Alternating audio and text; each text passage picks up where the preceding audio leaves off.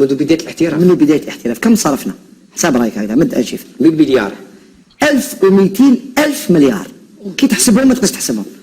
ماشي مليار، 1200 مليار. وانا انا سعيد جدا بمواجهة منتخب المغرب احسن من مواجهة منتخب نيجيريا. شفت امس نيجيريا مع المغرب، نيجيريا اقوى بكثير.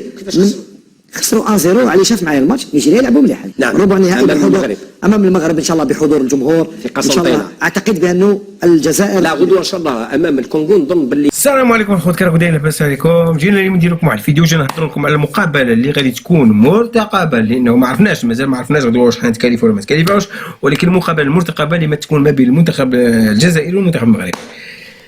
ولكن المشكل حنا مازال ما تكالفيناش، حنا مازال ما تكالفيناش، والماتش عندنا صعيب مع الكونغو، والناس راهم بداو البندير، حميو البندير، وهو الماتش ديالنا مع الكونغو حنا مازال ما طلعنا. حنا يمكن نخسروا مع الكونغو نطلعوا التروازيام، ونلعبوا مع النيجر ولا نلعبوا مع مالي ولا عاون، فهمتوا؟ وانا الامنيه ديالي نخسروا ونطلعوا التروازيام.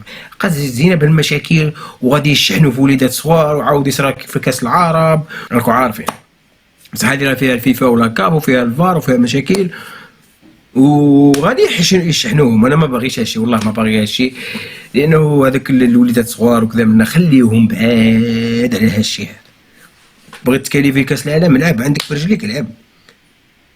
والمنتخب المغربي يا صحافه العار راكم تهضروا في كاس العرب سلكنا غير واحد شويه، كنا خاسرين معاهم 1-0، جابوا انتهى بالبيلانتيات، ربحنا بيلانتيات. بصح اليوم في كاس العالم اللي خسرت كاس العالم المنتخب المغربي راه مجهد، حنا راه ما كان والو، حنا راه ما كان والو، نضرب لا لوجيك، حنا ما كان والو، خسرنا مع السنغال ب3 وغدوه نخسر، وإلا خسرنا غدوه ماذا بيا والله العظيم، ولعبوا مع نيجيريا ولا مع مالي ولا يجريو علينا. اش نديرو حنا سيدي المشاكل؟ خلي المغرب تلعب مع الكونغو وتربحها وتمشي للنصف النهائي. حنا ما انا ديروا النيه ديالي، لانه علاش؟ لانه باش تشحن وليدات صغار ودير لهم الكراهيه ونوضوا عاود الفتنه اخرى ومشاكل اخرين ومن وراه مشكله. وهما وهذو ديالنا مساكين، هذو صحافات العار والاستحمار، هما عارفين المغرب غادي تربح، لانه بكري كان في كاس العرب ما كان لا فار، الملعب راكو شتو، والجمهور كان مشحون، مشاكل دخلت بزاف باش ينوضوا الفتنه ما بين المغرب والجزائر. اليوم عاود بغات هذا الماتش هذا، بصح هذا الماتش ماشي يقدروا يديروا الفتنه ما بيناتهم، لانه فيها الفيفا، لانه فيها لاكاف، لانه المقابله متلفزه، لانه فيها الفار. ما دير والو، تلعب كره عندك في رجليك تربح، ما عندكش في رجليك باي باي. عندك في التكتيك المدرب ديالك تكتيك مليح، ماشي تكتيك لا يعاون. عندك التحفيزات اللي تكون شيء، تكون تحفيزات ماليه، يكون تهدر في الاخر، هادشي هو اللي غادي يساعدك، ماشي التحفيزات ديال الشحن وضرب ودقدق وانا هو ودير وروح انت في المدرجات وندير واحد 10 في المدرجات ونسبو.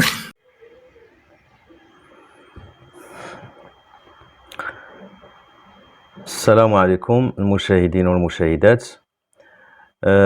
وانا كما كنقولوا كنجول ونصول في القناه في نعمه عبر اليوتيوب.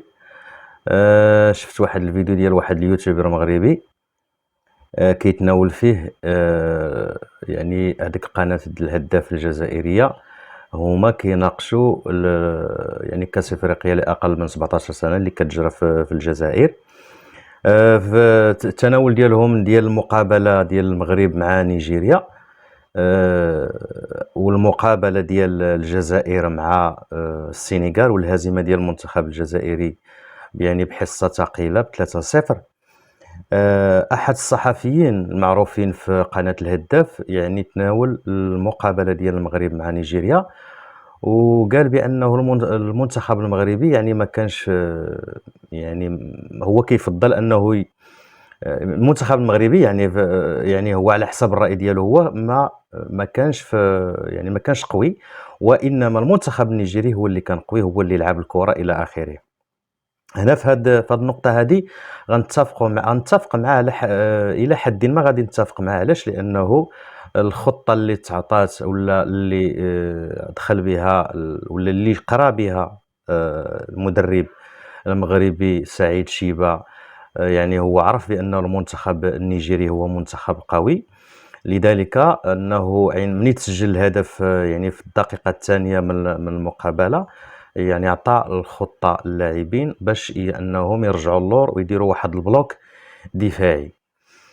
هذا اللي جعل انه المنتخب النيجيري يعني طيلة المقابلة يعني كتف من الحملات الهجومية ديالو، ونجح المنتخب المغربي يعني نجح في هاد الخطة. حتى لهنا ما كاينش مشكل، المشكل فينا هو انه هذاك الصحفي الجزائري قال لك اودي بانه المنتخب الجزائري كيفضل ولا هو كيفضل انه يواجه المنتخب المغربي وما يواجهش المنتخب النيجيري ولا شي منتخب اخر. علاش؟ لانه كيشوف بان المنتخب ربما هو كيشوف حسب الراي ديالو انه قادر انه يفوز على المنتخب المغربي رغم انه انهزم مع المنتخب السنغالي وربح ب2-0 المنتخب الصومالي، علما ان المنتخب الصومالي يعني راه منتخب ضعيف. هو كيفضل انه يواجه المنتخب المغربي لانه كيقول حسب الراي ديالو غيكون هناك الجمهور، غتكون هناك فرجه الى اخره الى اخره. وحنا عارفين المشكل اللي كيوقع عندما يواجه اي منتخب يعني المنتخب ملي كتكون واحد المقابله رسميه ديال المنتخبين المغربي والجزائري، عارفين ردود الافعال وعارفين المسائل الخطيره اللي كتوقع ما بين في هذه المواجهه ما بين المنتخبين المغربي والجزائري، وشنو كيوقع انهم كيشحنوا هذوك الوليدات. يعني راه التجربه السابقه راه حنا يعني عارفينها، كيشحنوا الوليدات هما باقيين صغار كيشحنوهم على المغاربه، وكتوقع واحد الاحداث اللي هي لا رياضيه من طرف الجمهور ولا الصحافه الجزائريه مع احتراماتي للبعض. هذا الرأي ديال الصحافي. الرأي الثاني اش كيقول؟ الرأي الثاني ديال واحد المواطن بسيط كيف ما شفتوا، مواطن عادي عنده قناة في اليوتيوب وكيعري الواقع ديال لا الصحافة الجزائرية ولا بعض القيمين على كرة القدم والقيمين على كرة القدم في الجزائر، كيعترف بأنه ما عندهمش تكوين إلى آخره إلى آخره، وكيفضل انه يخرجوا يعني المنتخب الجزائري يخرج كاع من هذه البطوله، وانه يواجه كيفضل انه المنتخب الجزائري يخسر ويتكلاصا في المرتبه الثالثه ويتفادى انه يواجه المغرب. هاد المقارنه ديال يعني المواطن الاول يعني هو صحفي جزائري والمواطن الثاني كذلك هو مواطن جزائري، حبيت ندير هذه المقارنه باش نعرفوا يعني راه هناك كاينين اشخاص يعني في الشعب الجزائري من الجزائريين الحكماء، الناس اللي كيخدموا عقلهم وكيشوفوا الامور يعني يعني بموضوعيه، وفي التحليل ديالهم كيكونوا موضوعيين ومنطقيين، ولو انه الاغلبيه ديال الصحافه الجزائريه مع احتراماتي للبعض الا القله القليله، احنا كنطالعوا كنشوفوا يوميا لا الاخبار والقنوات ديالهم ولا القنوات الرياضيه ديالهم يوميا انهم كيذكروا المغرب، يوميا يعني التهجم على كل ما هو مغربي، حنا راه كنشوفوا وكنعرفوا. اذا هذه كانت مقارنه ما بين يعني مواطنين جزائريين.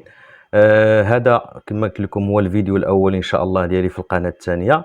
نتمنى انكم تدعمونا وتشاركوا في القناه، وان شاء الله غتكون مواضيع شيقه ومواضيع اخرى في القادم من الايام. والسلام عليكم ورحمه الله تعالى وبركاته.